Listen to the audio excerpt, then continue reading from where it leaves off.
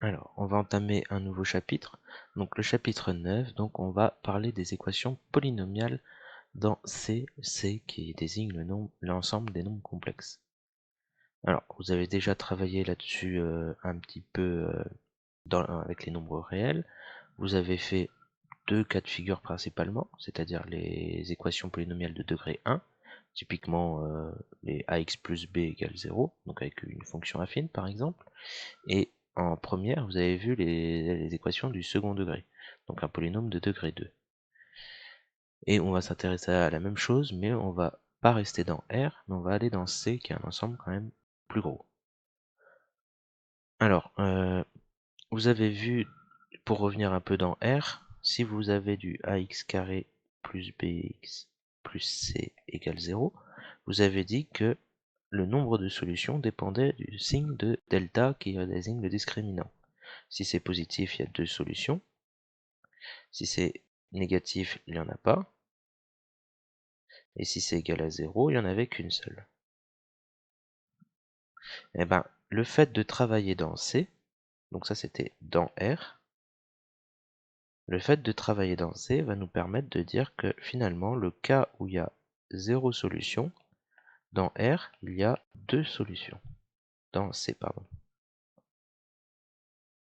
Et ça, cette intuition-là, qui peut paraître étrange au premier abord, ça vient du fait que quand on a défini C, vous vous souvenez, le petit i, au tout début, on l'avait désigné comme i, c'est le nombre tel que i au carré égale moins 1. C'est-à-dire que des solutions qui étaient inaccessibles dans R, donc par exemple résoudre x carré égale moins 1, en première, ce qu'on disait c'est moins 1 c'est négatif, le carré d'un nombre réel est toujours positif, donc il n'y a pas de solution. Sauf qu'avec les nombres complexes, on sait que i est solution, parce que i au carré égale moins 1, mais aussi moins i. Parce que moins i c'est moins i fois moins i, moins par moins plus, donc ça fait juste i carré, c'est-à-dire moins 1. Donc là on a bien nos deux solutions. Et bien, ce raisonnement-là s'étend à tous les polynômes de degré 2, et on aura bien deux solutions lorsque le discriminant est négatif, mais cette fois ça sera deux solutions complexes, donc avec un i qui va intervenir. Donc ça c'est la grande idée. On va faire le lien aussi dans ce chapitre, on aura l'occasion d'en reparler, c'est aussi avec la notion de racine, racine d'un polynôme. Ça vous avez déjà vu en première, notamment quelque chose de fondamental, je vais réécrire, ax carré plus bx plus c, si vous savez que, je sais pas, imaginons que 1 est racine, ben vous pouvez écrire ce polynôme comme x moins 1 facteur de quelque chose. Ce sera ax plus quelque chose plus d. Vous pouvez faire une factorisation. Et si vous connaissez vos deux racines, vous pouvez dire que c'est a facteur de... Par exemple, si 1 et 2 sont racines, ben ça ferait comme ça, quelque chose comme ça. A facteur de x moins 1 facteur de x moins 2. Ce genre de résultat se généralise à tous les degrés. Autrement dit, pour un polynôme de degré n, si 1 est racine, on peut le factoriser par x-1. Donc ça, on apprendra à voir comment ça fonctionne. Est-ce qu'on peut le démontrer? Oui, on peut le démontrer, on verra ça. Mais d'abord, la première partie de ce chapitre, c'est sur les équations du second degré. Donc c'est un peu pour motiver ce qui va se passer par la suite. Donc les équations du second degré. Comme vous avez vu, on va formuler le cours un peu comme le première et seconde. En seconde, vous avez appris à résoudre x carré égale un nombre k par exemple. Vous avez vu ça simplement soit avec des identités remarquables, soit en traçant la fonction carré, en disant que lorsque k est positif, il y a bien deux solutions, quand k égale à 0, il n'y en a qu'une seule, et quand k est négatif, il y en a 0. Mais là, on va s'intéresser de la même façon à x carré égale un nombre. Alors je ne vais pas noter k, je vais prendre une autre lettre pour faire comme dans le cours. On va noter non pas x qui est plutôt réservé pour les nombres réels, mais pour les nombres complexes, vous avez l'habitude de la lettre z. Z carré égale un nombre. Donc ça c'est une équation. Et vous avez deux cas de figure. Si A est positif, ou même égal à 0, dans le document c'est vrai j'ai mis strictement supérieur à 0, mais il y a deux solutions. Donc, enfin, il y en a deux quand c'est strictement supérieur à 0. Soit z c'est racine carrée de a, ou z c'est moins racine carrée de a. Vous pouvez vérifier, vous élevez au carré, vous trouvez bien a. Cependant, lorsque a est négatif, vous ne pouvez pas dire ça, puisque a c'est négatif, donc racine carrée d'un nombre négatif, ça n'existe pas. Donc on va faire intervenir la lettre i. Et on va pas prendre racine carrée de a, mais on va le rendre positif. Comme a est négatif, il suffit de lui mettre un signe moins devant. Ça va nous donner moins a. Ou z égale la même chose, mais l'opposé, moins i racine carrée de moins a. Et ce qui n'est pas détaillé, c'est toujours la même chose. Si a vaut 0, z égale 0, tout simplement. Et la seule nouveauté pour l'instant, c'est ça. On peut vérifier ça. Démonstration. Alors, soit on démontre tout simplement en vérifiant, on vous dit les solutions sont ça, on vérifie. I racine carrée de moins a au carré, ça fait i au carré fois racine carrée de moins a au carré. I au carré, ça fait moins 1. Racine carrée au carré, ça se simplifie bien, ça fait moins a. Et donc, moins 1 fois moins a, ça fait a. On a bien un nombre au carré qui est égal à a. On peut faire la même chose avec moins i racine carrée de moins a, on obtiendra la même chose. Si vous n'êtes pas fan du fait qu'on vous donne la solution et on vérifie, comment on aurait fait pour trouver nous-mêmes, il aurait fallu retrouver une identité remarquable. Z carré égale A, c'est pareil que Z carré, donc ça c'est une autre démonstration, où Z carré moins A égale 0. Et le but c'est d'écrire A comme quelque chose au carré. Et ce quelque chose au carré, ça sera, donc je veux prendre la racine carrée, je peux pas prendre racine carrée de A, mais je dois prendre racine carrée de moins A du coup, puisque A est négatif, dans le cas A négatif. Et lorsque j'élève ça au carré, j'aurai moins A. Et ça me fait moins moins A.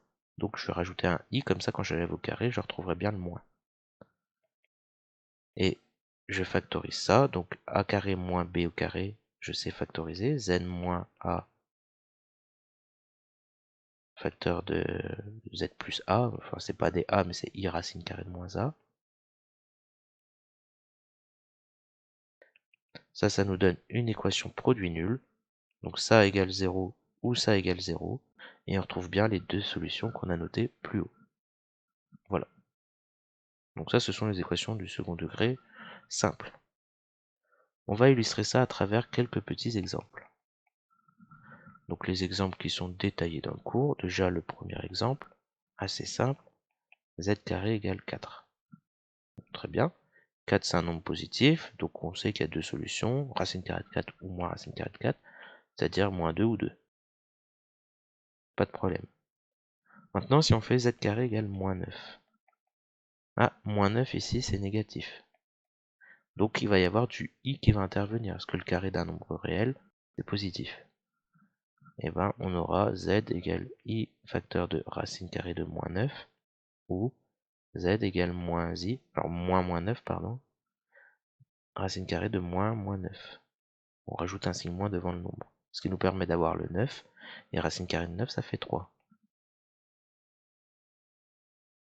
Et on va trouver ces deux solutions-là.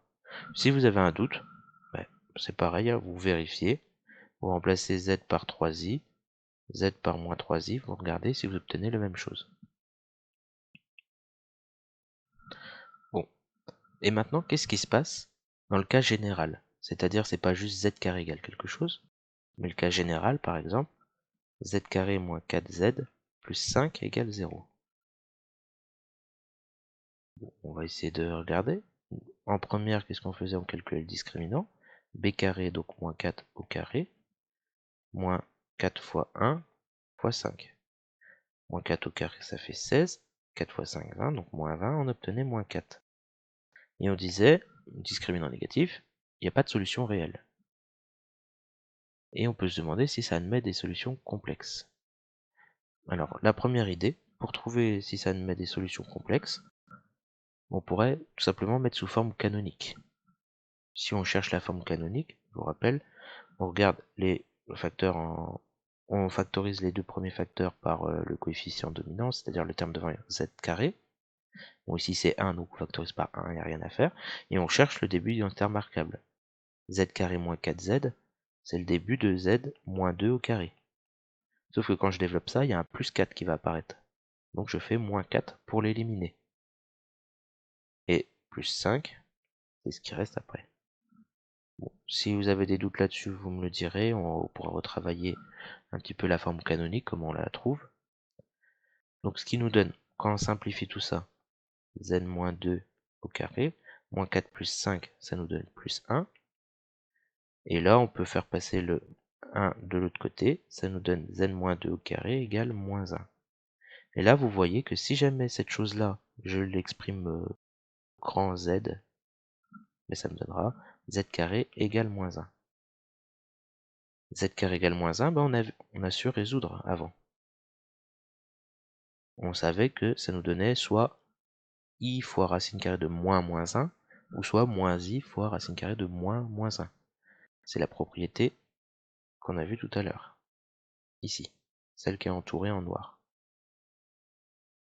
Donc on refait la même chose, ça voudra dire que z, donc on a dit que c'était i facteur de racine carrée de moins 1, donc racine carrée de 1, donc juste i.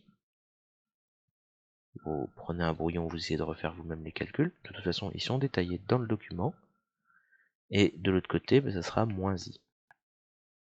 Sauf que nous, c'est pas z qu'on veut calculer. C'est pas le grand Z, mais c'est le petit z. C'est pas le même. Le grand Z, c'est z-2. Et du coup, je remplace grand Z par z-2. Je reviens au petit z. z-2 égale moins i. Et là, je peux, donc le petit z, on l'a ici, en bleu. Je peux l'isoler, donc en faisant plus 2 de chaque côté, ce qui me donne 2 plus i, ou, je refais encore plus 2 pour l'autre équation, 2 moins i. Et là, j'ai mes deux solutions. Il n'y a pas de problème. Vous remarquerez aussi que ces deux solutions, elles sont quand même particulières, c'est que l'une est le conjugué de l'autre. 2 plus i, si je prends son conjugué, c'est 2 moins i. Et ça, c'est une propriété remarquable qui va très bien fonctionner dans le cas où les coefficients devant les z, dans l'équation de départ, je vous la remonte, elle est ici, si les coefficients sont réels. C'est-à-dire ici, on a 1z carré moins 4z plus 5. Donc les nombres que j'ai repassés en rouge ici doivent être réels pour que ça fonctionne. On pourra démontrer ça plus tard. Et on va aboutir à une nouvelle propriété qu'on va énoncer.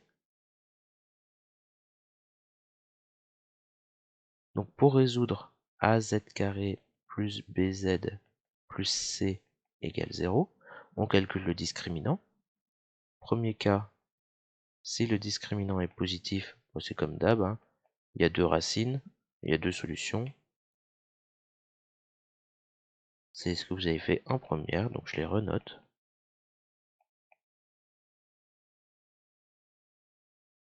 Donc z1, z2, donc moins b moins racine de delta plus sur 2a, ou moins b plus racine de delta sur 2a. Si delta égale 0, c'est comme en première, il n'y a qu'une seule solution. On la note généralement avec l'indice 0, donc moins b sur 2a. C'est exactement la même formule qu'au-dessus, sauf qu'on l'écrit qu'une seule fois.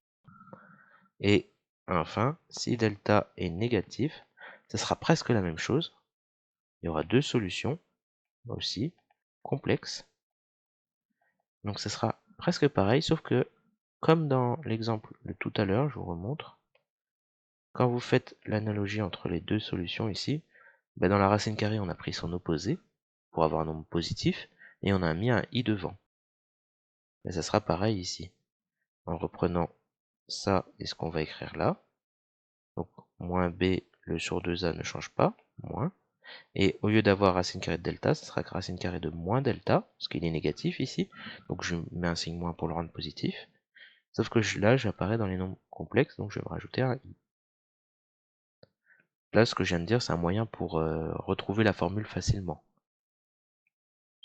pour la retenir. C'est pas une démonstration que je viens de faire. La démonstration, elle est écrite dans la feuille 2. C'est la même démonstration que vous avez en première, Sauf qu'à un moment donné, au lieu de faire racine carrée de delta, je fais du racine carrée de moins delta pour pouvoir prendre sa racine carrée, justement. Mais la démonstration, c'est exactement la même. Donc je vais pas la refaire, mais c'est la même idée. Je vous conseille de la lire par contre. Donc voilà, on sait résoudre les équations du second degré. Vous remarquez qu'entre Z1 et Z2, si je mets Z1 bar, je calcule, donc moins B moins I racine carrée de moins delta sur 2A, le tout le conjugué.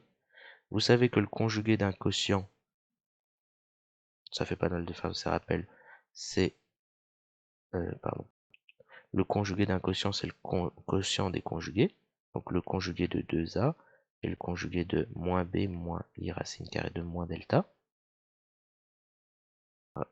Le conjugué de 2A, c'est très facile. 2A, c'est un nombre réel, il n'y a pas de I. Donc c'est juste 2A. Et au numérateur, ça va me donner moins B plus I racine carrée de moins delta. Et ça, c'est quoi? Ben, vous l'avez tout en haut à droite. C'est Z2. Autrement dit, pour calculer Z2, je suis pas obligé de refaire une longue formule et remplacer bêtement. Je peux tout simplement dire que c'est le conjugué. Ça sera toujours le cas ici. Et aussi, de plus, vous avez toujours la même factorisation qu'en première. C'est-à-dire que az carré plus bz plus c, c'est égal à a facteur de z moins z1, facteur de z moins z2. Sauf que là, ici dans l'expression de droite, vous pouvez avoir des nombres complexes, alors qu'à gauche, non, il n'y a que des nombres réels a, b, c. Voilà. Donc ça, ce sont les propriétés essentielles à connaître. On va illustrer ça à travers un exemple et vous pourrez faire ensuite les exercices. Donc, un petit exemple. Donc on veut résoudre z carré moins 6z plus 25 égale 0. On commence comme d'habitude, delta, moins 6 au carré, on n'oublie pas les parenthèses, sinon c'est faux. Moins 4 fois 1 fois 25, moins 6 au carré 36, 4 fois 25 100, 36 moins 100, moins 64. Pas de chance, on a un delta négatif. Donc on a deux racines complexes qui vont être conjuguées. Donc je calcule la première, moins b, donc moins 6, moins i racine carrée de moins delta, donc moins 64. J'applique bêtement la formule. Sur 2a, donc 2 fois 1. Je continue, moins 6, 6, plus i racine carrée de 64. Ça fait 8 sur 2. Je divise tout par 2, ce qui me donne 3 plus 4i. Z2, soit je réécris la même formule en mettant un plus entre les deux, soit je retiens que c'est le conjugué de Z1. Ce qui me permet d'écrire beaucoup moins quand même. 3 plus 4i, quand je prends son conjugué, 3 moins 4i. Tout simplement. Donc l'histoire du conjugué, ça fonctionne bien sûr que quand le delta est négatif. Parce que quand c'est positif, les deux solutions sont réelles et ne sont pas conjuguées dans les nombres complexes. Il n'y a pas de i. Ça va pas fonctionner. Voilà. Vous pouvez maintenant faire l'exercice 1 qui consiste à vous entraîner là-dessus.